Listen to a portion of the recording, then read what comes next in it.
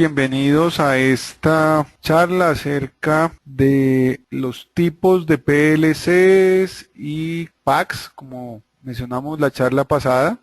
En este caso vamos a hacer un recorrido por algunas de las gamas que tiene Schneider Electric como un ejemplo de estos equipos. Sin embargo, pues utilizando conceptos que nos pueden aplicar a otras familias, otros fabricantes. Bien, para comenzar, en la charla pasada habíamos hablado de los términos de PLC o controlador lógico programable, que los fabricantes lo están migrando hacia un nuevo término que se conoce también como PAC.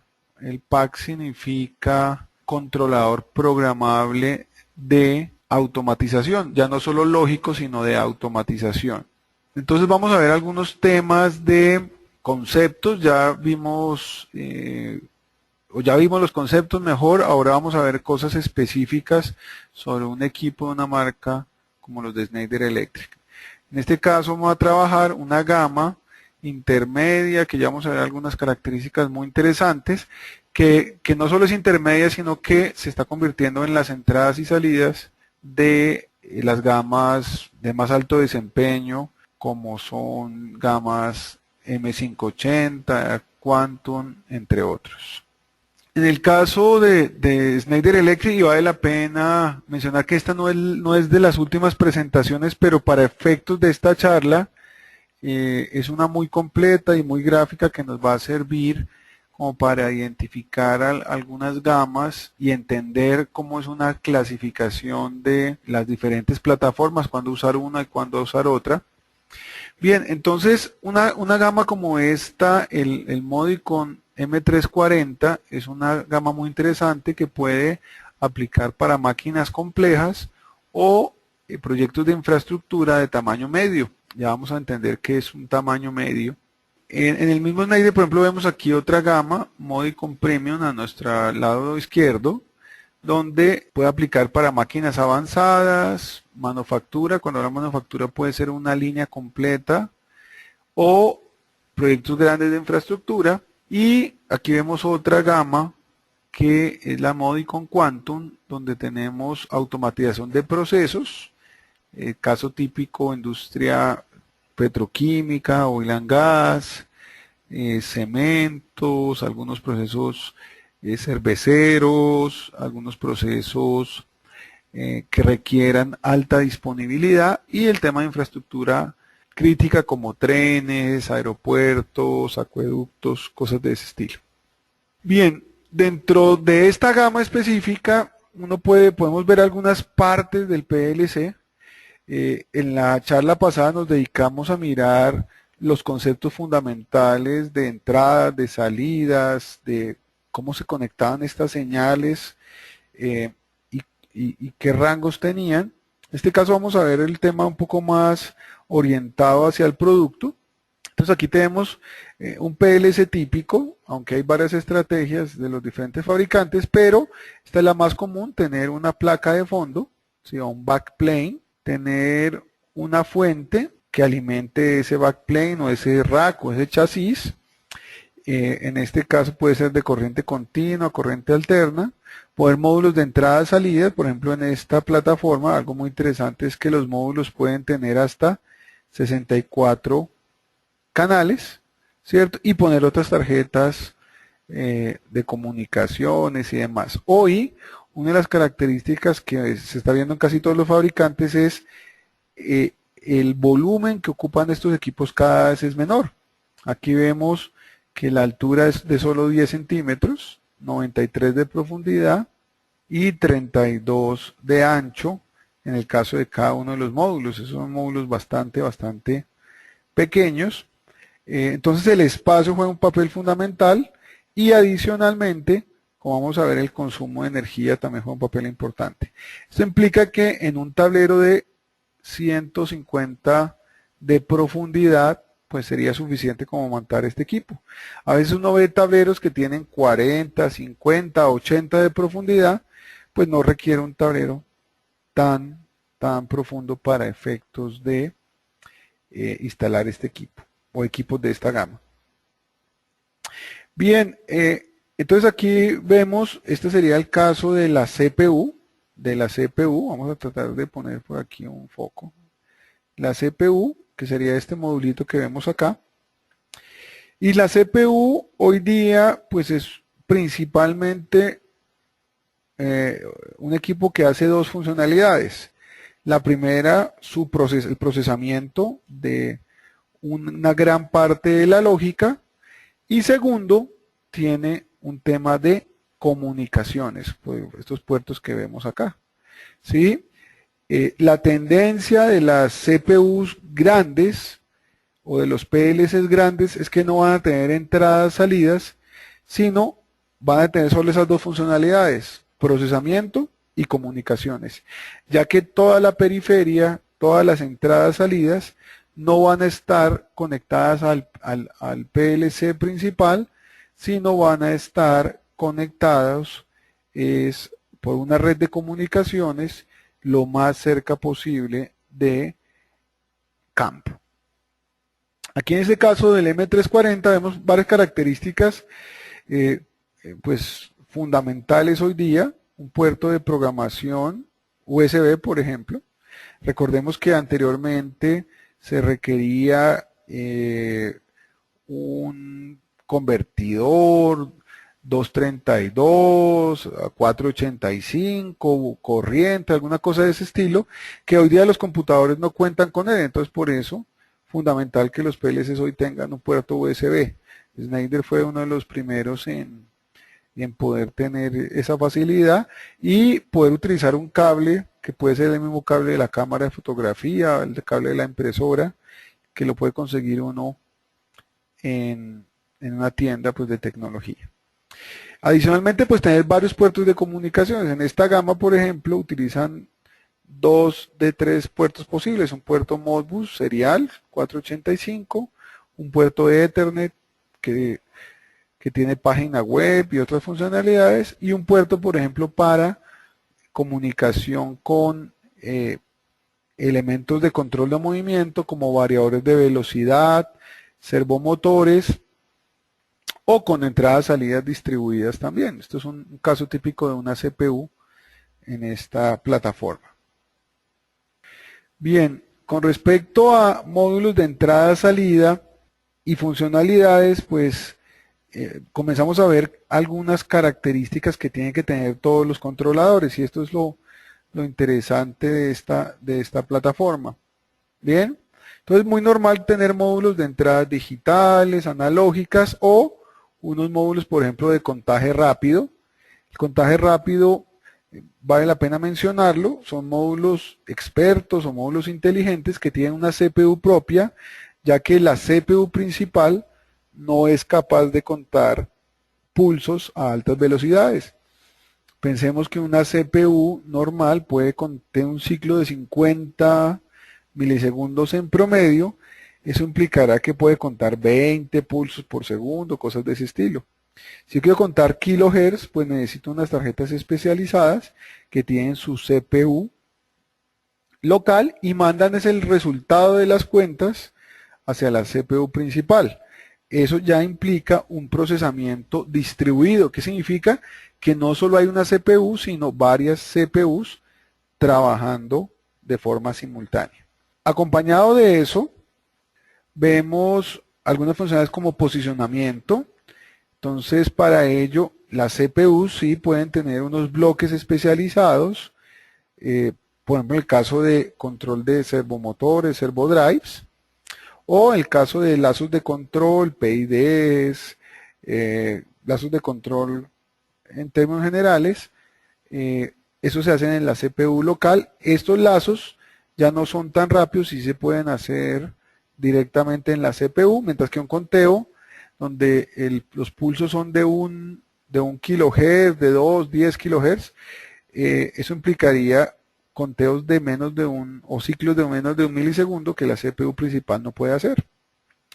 Y otras funcionalidades también muy interesantes son, por ejemplo, el tema de seguridad de máquinas. Cuando hablamos de seguridad de máquinas nos referimos a todo el tema de paradas de emergencia o shutdown, cuando algo está funcionando fuera de lo normal o alguien oprime una parada de emergencia en campo.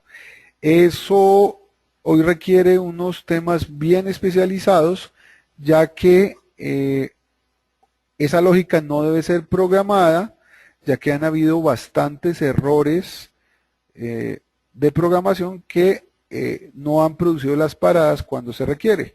Entonces, eso tiene que ser unos módulos certificados especiales o comunicación con unos módulos externos dedicados para esa función fuera del PLC.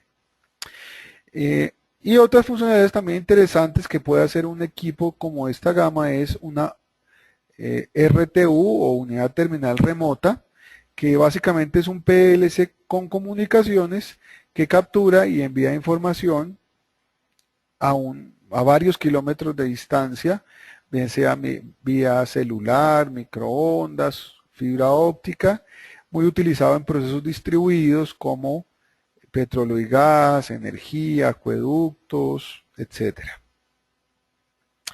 Bien, otra de las características muy interesantes que deben tener todos los PLCs hoy día es el tema de multitarea o multitasking, como aparece aquí en nuestra presentación. ¿Sí? ¿Qué significa multitarea? Esto es algo bien interesante, tener el concepto a la hora de seleccionar, comprar y obviamente programar y poner en marcha un PLC. Hoy día los PLCs deben poder hacer varias cosas de forma simultánea. Sin embargo, esas cosas o esas tareas que tiene que hacer de forma simultánea, no todas consumen el mismo tiempo, ni tampoco requieren un tiempo igual para hacer las mismas tareas. Voy a poner un ejemplo para que nos quede un poco más claro. Pensemos lo siguiente, tengo que leer unas señales muy rápido, por ejemplo, cada 2 milisegundos, y tengo otras, eso pueden ser entradas digitales, y tengo otro caso en los cuales tengo unas señales lentas, por ejemplo, una medida de temperatura. Una medida de temperatura muy seguramente no cambiará más de 1 grado en un segundo. Y puede ser mucho más lento, puede pasar minutos u horas. Entonces una señal de temperatura de esas características no valdría la pena leerla cada milisegundo. ¿Por qué? Porque al leerla y procesarla me haría que el algoritmo repitiera la misma función o la misma operación sin ningún cambio. Entonces de ahí donde nos aparecen diversos tipos de tareas, por ejemplo una tarea maestra que ejecuta la parte gruesa del programa cada 10 o 20 milisegundos, puede ir hasta 50 o un poquito más, aquí lo vemos de color verde, es lo que se ejecuta principalmente, unas tareas rápidas para acciones de unos pocos milisegundos, aquí las vemos de azul, se disparan de forma periódica, y unas tareas de eventos de altísima prioridad que pueden generar unas acciones reflejos. Estos no son periódicas, sino únicamente se ejecutan cuando sucedan. Supongamos alguna señal que implique un tratamiento rápido, lo que haría es como una interrupción, la CPU suspende todo lo que está haciendo en las tareas rápidas y maestra y ejecutaría la tarea de evento que se hace de vez en cuando, ¿no? A veces cuando llega un límite y él no espera ejecutar todo el ciclo, sino una vez toma las acciones de reflejo o reflex, como lo menciona acá. Entonces, ¿qué ventaja tiene separar en tareas prioritarias, rápidas o maestras? Que no tengo que hacer un solo programa con todo el código, sino puedo darle prioridades, como dice aquí la diapositiva, a las diferentes funciones del programa y las cosas que sean menos críticas, pues los pongo en las tareas maestra donde está el programa de fondo. Hay otras CPUs más avanzadas de otras gamas que pueden tener unas tareas más lentas que la maestra, que pueden demorar hasta 500 milisegundos, un segundo. Y estas tareas pues nos permiten pues señales muy lentas o temas, por ejemplo, de interfaz con el operador, pues no gastarle el tiempo y la velocidad de la CPU. Bien, hoy día otra característica que deben tener todos los controladores en términos generales, PLCs o PAC, es poder respaldar la información de una forma confiable. Los PLCs hasta hace muy poco, inclusive las gamas bajas, las capacidades de memoria son realmente dan risa, ¿no? De unos pocos kilobytes, en algunos casos, si acaso, 1 megabyte o 5 megabytes, que eso pues no alcanza para almacenar sino simplemente el programa y el programa prácticamente compilado. En algunos casos no puedo ni almacenar los comentarios. Hoy día con el desarrollo de memorias mucho más poderosas, pues yo puedo tener, por ejemplo, tarjetas SDs. Aquí aparece 1 GB, pero eso hace mucho rato, pues ha venido evolucionando. Y la otra característica, pues fundamental, es que con memorias que no sean volátiles, como una SD, pues no requiere una batería, que era uno de los dolores de cabeza de los PLCs, era que la batería podía durar unos años, pero justo cuando la gente se le olvidaba, era cuando la batería ya había perdido su carga y era en una apagada, pues era posible perder el programa, ¿no? Entonces, una de las características fundamentales que deben tener los equipos hoy día es poder almacenar más cantidad de información, programas más grandes, con comentarios, la parte gráfica incluso, y poder almacenarlo en una memoria. En este caso, fíjense que las tarjetas ya no son para la ejecución normal del programa, sino únicamente como un backup. ¿Sí? Aquí se almacena el backup de forma tal que cuando el programa se prende o el equipo se energiza mejor, hacemos una copia de la memoria SD hacia la memoria interna RAM que tiene el controlador. Bien, si uno necesita multiplicar ese programa en caso de máquinas, pues puede uno simplemente duplicar las memorias, inclusive en el computador, y ponérsela a cada una de las máquinas rápidamente. Bien. Las otras características también bien interesantes es que esas memorias puede sobrarles archivos o espacio para archivos, mejor. Entonces, puedo a través de un servidor FTP, si tiene puerto Ethernet o por el puerto USB, y poder descargar archivos con información, guías de mantenimiento, recetas o cosas similares. Bien, otra de las características fundamentales que hoy día casi cualquier dispositivo que esté conectado a una red pues debe tenerlo es un servidor web o una página web. Con ellos, ¿qué puede hacer uno? Lo primero, por ejemplo, aquí vemos Rack Viewer, es la visualización del estado de las tarjetas que tengo en mi chasis, ¿cierto? Para efectos de diagnósticos. Ahí se ven como color amarillito, pero en caso de falla, pues la idea es que haya alguna indicación que me indique que está en falla, y eso lo puedo hacer remotamente. En el caso de empresas de ingeniería que tienen equipos instalados en diversas empresas, pues poder ver qué es lo que pasa, asistirlo remotamente, o en caso de que sea una falla bloqueante, pues poder entrar, asistir al sitio si se requiere. La otra más avanzada que las tarjetas es poder ver por una página web los datos del PLC o el visor de datos o Data Viewer, donde puedo ver las variables, temporizadores, contadores, y con ellos saber solo diagnóstico o también temas de mantenimiento. Algo también interesante, ver un visor de alarmas, pueden ser alarmas de hardware o alarmas del proceso, porque se ha salido una variable de rango. La diferencia entre estas dos es que el visor de datos simplemente me muestra el valor, mientras que la alarma pues me muestra estados como cuando se disparó la alarma, cuando se suspendió, si se reconoció, cosas de ese estilo. Y por el otro lado, muy interesante, sin necesidad de una SCADA, es poder tener almacenada una página web con los mímicos de proceso.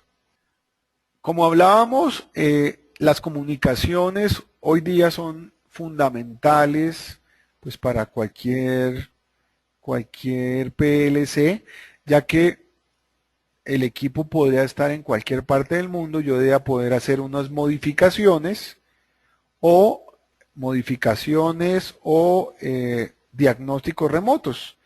Entonces, uno puede hacerlo, por ejemplo, vía puerto serial, aunque eso cada vez se utiliza menos, a través de radio, celular, directamente conectado, ¿sí? O a través del puerto de Ethernet, por una línea telefónica, por banda ancha. ¿Y qué funcionalidades debería poder hacer? Pues programar en línea, descargar el programa, hacer diagnóstico a través del servidor web, hacer monitoreo del proceso a través de el HMI Web Server o las páginas personalizadas, incluso hacer transferencia de archivos. ¿A dónde vamos con todo esto? A un concepto muy interesante que se está aplicando, que es el Industry 4.0 o las nuevas tecnologías estandarizadas, independientemente del fabricante, que permitan hacer diagnóstico de cualquier dispositivo, sea industrial o lo que también está pasando en el hogar, el IoT o Internet of Things, el Internet de las cosas. Prácticamente cualquier dispositivo debería tener una página web. Bien, las otras características fundamentales de un equipo industrial es su robustez. Y la robustez, ¿cómo puedo definirla? No es un tema visual como aparentemente muchos de nosotros lo podríamos decir. Uno de un equipo, si tiene una caja grande, si se ve metálico, ya es un equipo robusto, sino la robustez está definida a través de tres conceptos: restricciones mecánicas, inmunidad eléctrica o electromagnética e inmunidad al ambiente. Entonces, ¿cómo se traduce eso? La mecánica tiene que ver con golpes o choques y vibraciones. Las vibraciones y choques están dados por G, que son gravedades, ¿sí?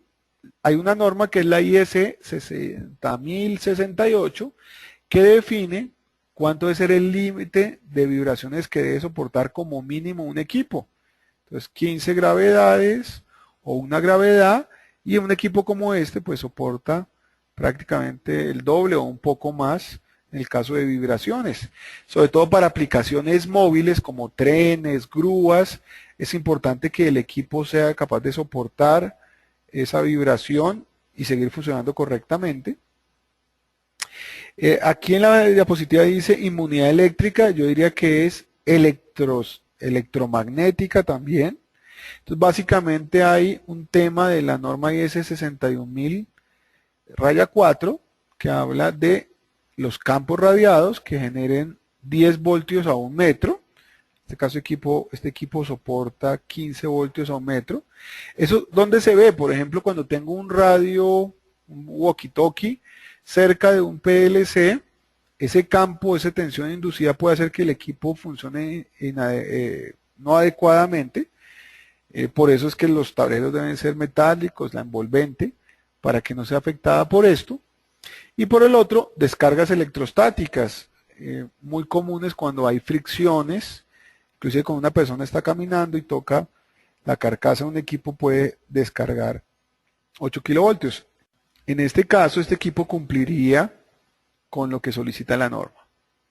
Y con respecto a inmunidad al ambiente, básicamente hay dos condiciones para un equipo industrial: el tema de temperatura, típicamente de 0 a 55 grados. Ojo, esto sería dentro del gabinete que tiene el tablero.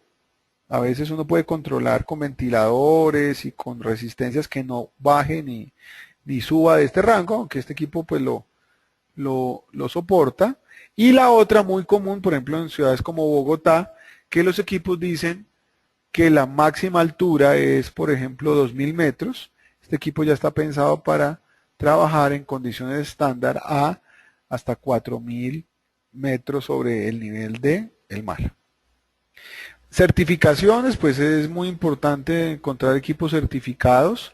Hoy día en Colombia lo vemos mucho con la parte eléctrica, todavía no con la parte electrónica y de control, como el RETIE. Ya estamos viendo en muchos fabricantes que si no tienen certificaciones RETIE no pueden ser vendidos. Eso pasa hace rato en Europa, Estados Unidos, Canadá, con certificaciones como CE, UL, CSA, que si no se cumplen con ellas, pues no se puede simplemente importar un equipo. En algunos casos, clasificaciones marinas no aplica mucho, aunque sea algún fabricante de buques, por ejemplo aquí en Colombia, en Cartagena queda Cotecmar, podría ser interesante equipos de ese estilo, en los astilleros donde automatizan buques. Bien, entonces, cosas interesantes, pues escoger la CPU y la memoria, eso es algo fundamental en un equipo. Las entradas, salidas digitales analógicas, conteo, posicionamiento, lazos de control, todo eso. Comunicaciones, Canopy, por ejemplo, con el tema de máquinas, variadores, servos, Ethernet, pues para acceso remoto, como hayamos visto. Bien.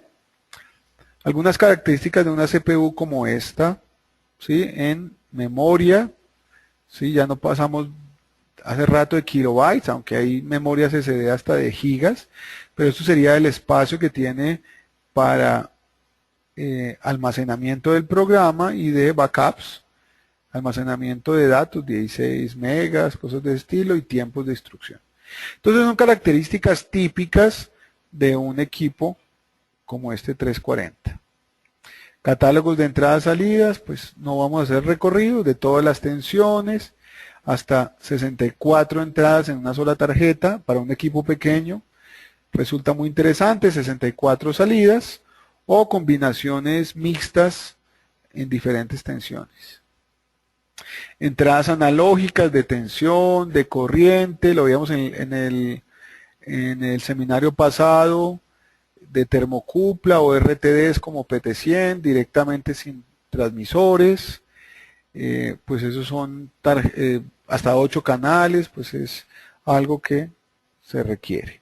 Módulos de conteo, hablamos del conteo, estos módulos tienen su propia CPU, por ejemplo, esta tiene 2 canales hasta 60 kHz y esta 8 canales hasta 10 kHz.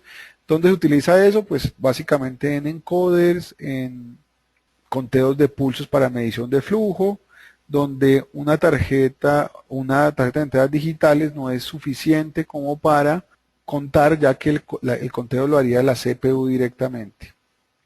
En el caso de posicionamiento, entonces esto resulta bien interesante. Yo tengo un PLC donde tengo un algoritmo, sin embargo, envío unos por la red Canopy, que es una red de altísimo desempeño, del orden de microsegundos. Puedo mandar una orden, por ejemplo, a un servo que se posicione en un ángulo. El PLC pues no se va a hacer el lazo, ese lazo se hace directamente en el servo y la red de comunicaciones le va diciendo es la posición donde se encuentra. Sin embargo, el lazo de posición lo hace directamente el servo y no lo hace el PLC. Sin embargo, hay unas librerías para control, por ejemplo, PLC Open, donde hay unos bloques genéricos de control de movimiento.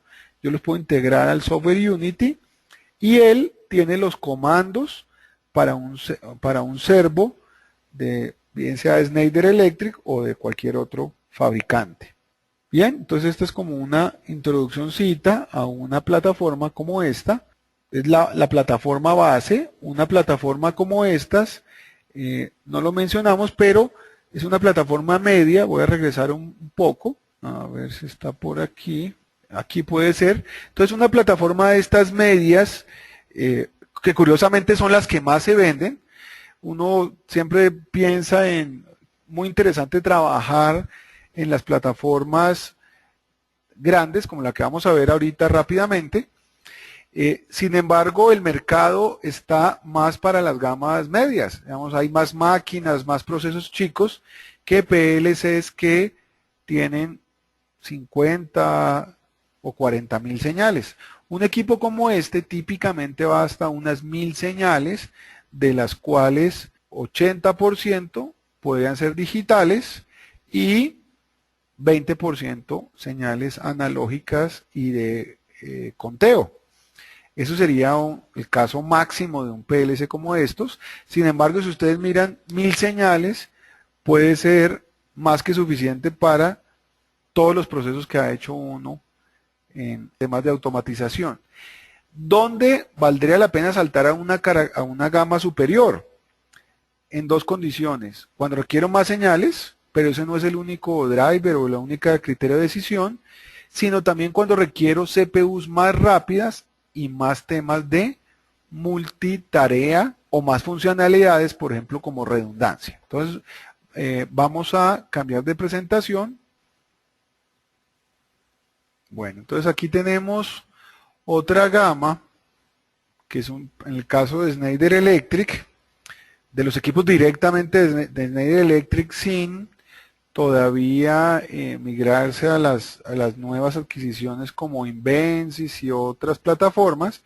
Esta es la gama más alta que tiene Schneider Electric directamente y es el Modicon Quantum. Aquí vemos dos series de estas. Una, la que está al fondo, color gris o beige, es una gama para control convencional. Y esta que tiene color rojo son equipos inclusive certificados como TUV, Rhineland, que son equipos certificados para safety o para seguridad funcional en el caso de paradas de emergencia de procesos que son muy críticos. Ya vamos a ver un pedacito de eso. Bien, aquí vemos una arquitectura de un sistema de control un poco más compleja que un solo PLC. Vamos a tratar de recorrerlo. Entonces, aquí vamos a ver el equipo que tenía hace un rato, el M-Modicon 340, que es un equipo, vimos hasta 1000 señales típicamente, y que tiene características de poder subirse a una red como una red Ethernet, y por esa red puedo llevar a un SCADA como el Vigeo Cytec, o una HMI como una pantalla Magellis, o de ahí a otra base de datos, a una base de datos cualquiera, una base de datos que pueda conectarse a esa red. Tenemos otros equipos, por aquí vemos un Modicon Quantum, y la característica de este principalmente es que puede tener entradas, salidas diversas, ¿sí? A través de una red, en este caso aparece como una red Modbus Plus, que ya está evolucionando a otras redes, pero esta que permite que las entradas, salidas ya no estén directamente en el PLC, sino que estén a través de una red de comunicaciones, ¿sí? ¿Esto qué hace? Pues que yo pueda distribuir esas entradas, salidas y acercarlas lo más cerca a donde están los instrumentos y los sensores y actuadores, obviamente.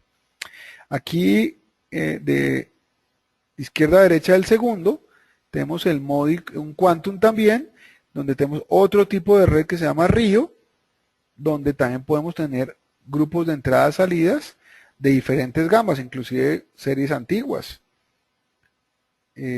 Un equipo como este, sencillo, con red Río o DIO, podría tener hasta 65.000 señales cableadas, que lo cual yo pues creo que no sería tampoco recomendable, porque en caso de que falle esa CPU, con 65.000 señales, pues yo perdería no solo un equipo, sino un proceso, sino varios procesos de una planta, lo cual puede ser muy crítico.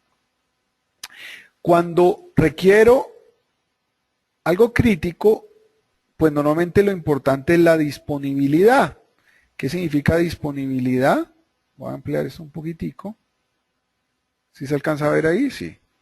Bien.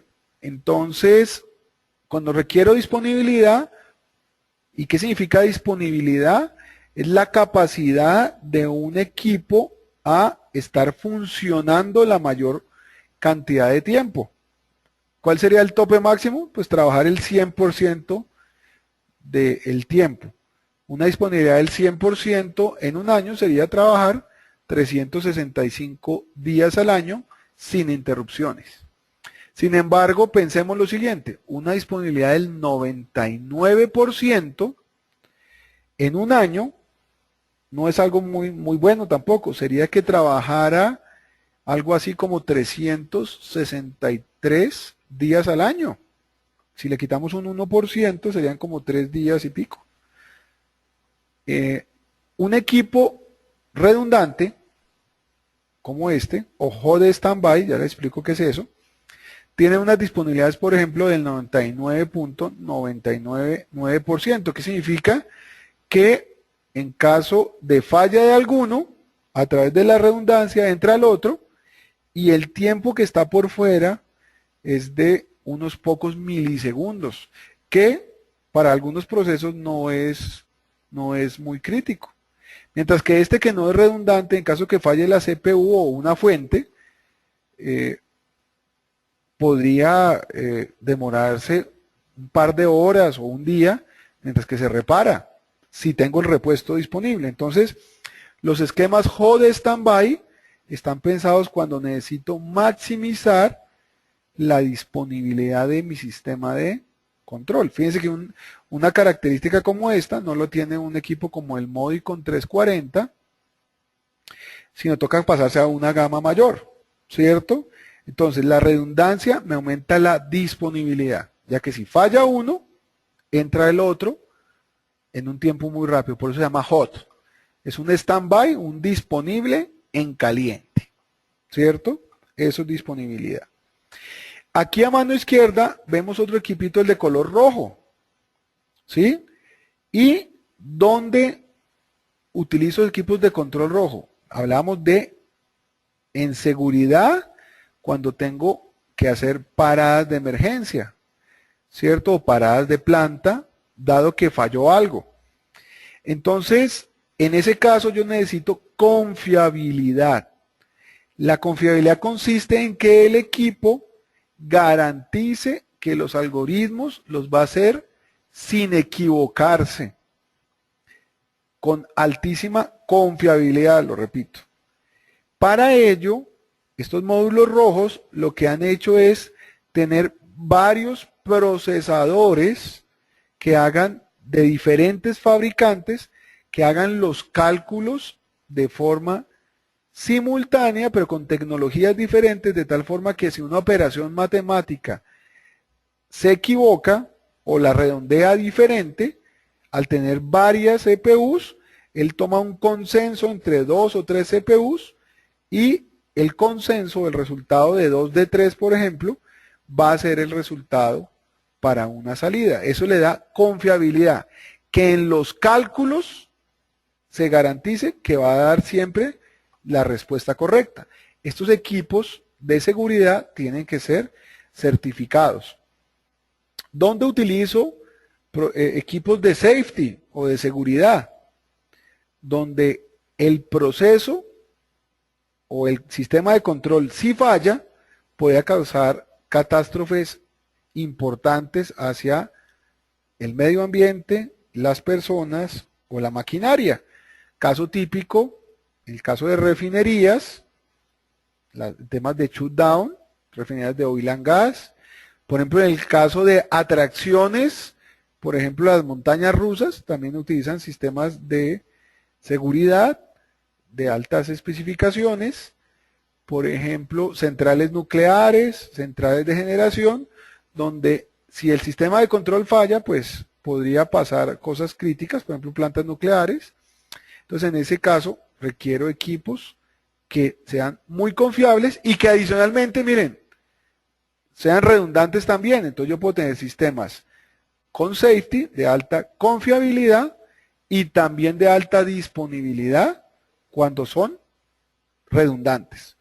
Ojo, y son dos conceptos diferentes. Yo puedo tener un equipo, aquí no va a estar en la gráfica, puedo tenerlo sencillito de safety o puedo tenerlo redundante de safety. En muchos casos, procesos críticos tienen un equipo redundante de seguridad más un equipo redundante, el blanquito, para hacer el control.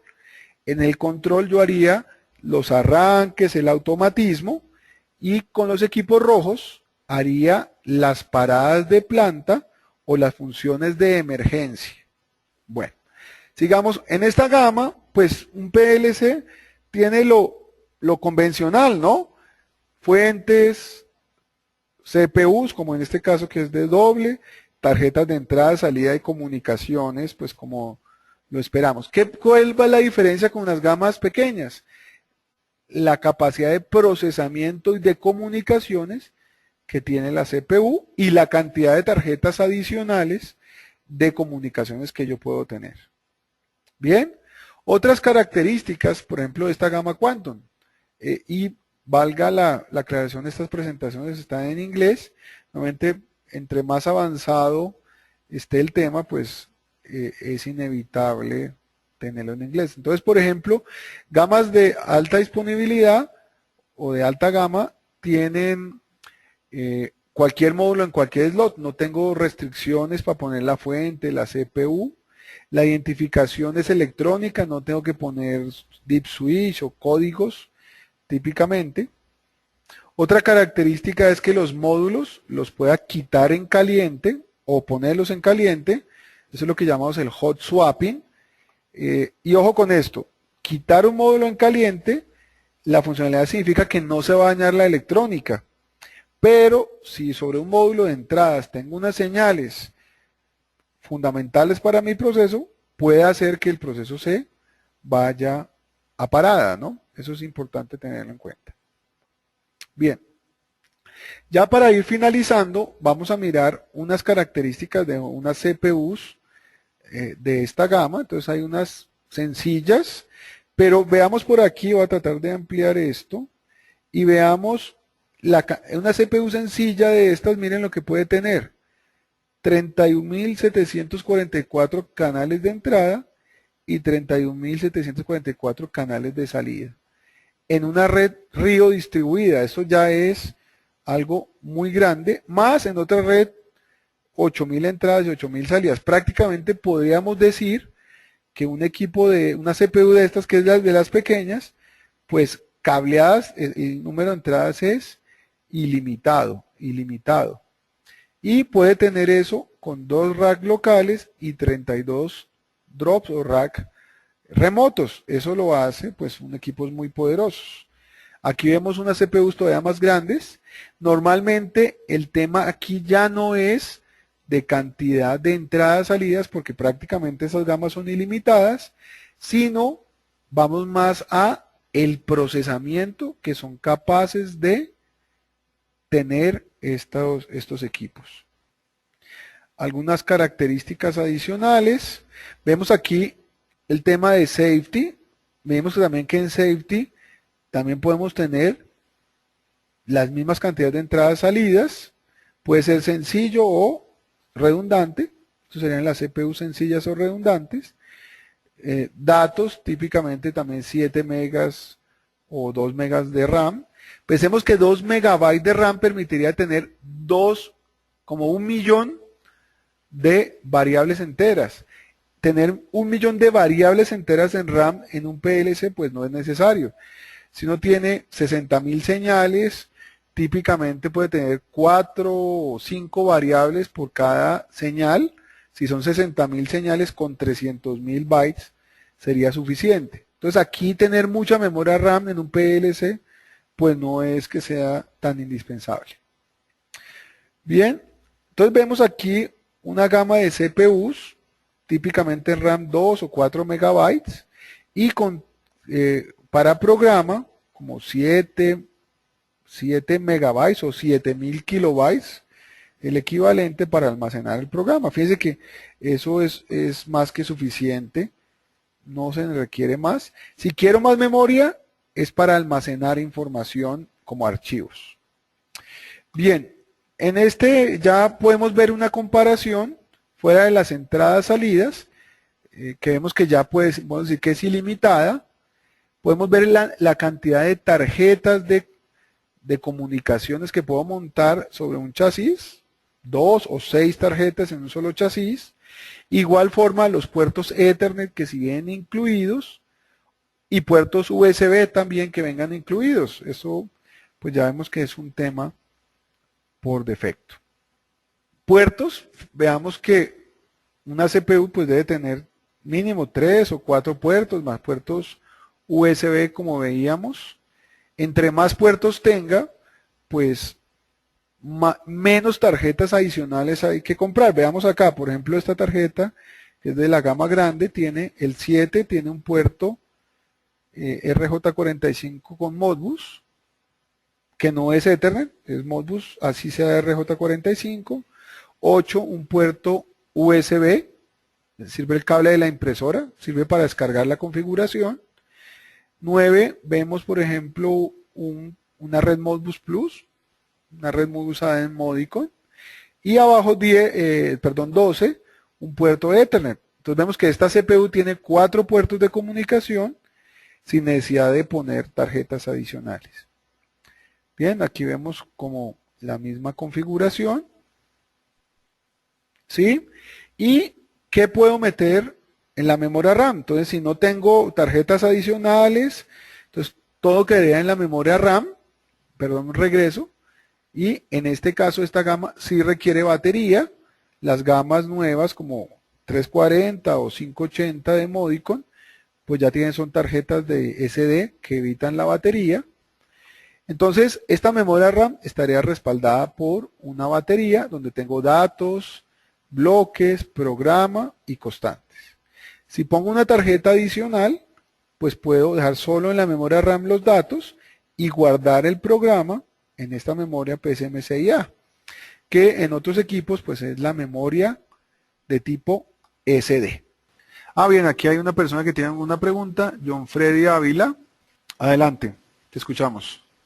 Lo que pasa es que yo tenía unos inconvenientes y en los seminarios pasados no pude ver varios, o sea, he podido ver 2, 3 seminarios con este. Los seminarios pasados no he podido, no he tenido la oportunidad pues de poder ver situaciones. Entonces quisiera saber si hay un modo de que ustedes o de que yo pueda ver esos seminarios, si ustedes los tienen grabados. Creo que Sí, están sí, grabados. sí lo estamos grabando todos. Tenemos un problemita y es con espacio en el servidor que esperamos solucionarlo lo más pronto. Resulta que un seminario con audio, con video, ocupa varios gigas y pues con alta resolución, entonces estamos tratando de convertirlos porque el servicio de alojamiento que tenemos tiene muchas aplicaciones, Moodle, tienda virtual y demás, entonces estamos haciendo una migración. Esperamos la semana entrante o máximo en 2 semanas tener más espacio para poder alojar todos estos. Y también estamos tratando de comprar un canal en YouTube, porque el gratis tampoco nos sirve, porque eso solo deja subir 30 megas, y en una charla de 1 hora, pues nos consume muchos megas, casi gigas. Entonces tenemos que pasar no a un tema gratis, sino a un tema pues ya comprado, entonces estamos en esa gestión. Pues he estado revisando y ustedes tienen el canal de Snyder.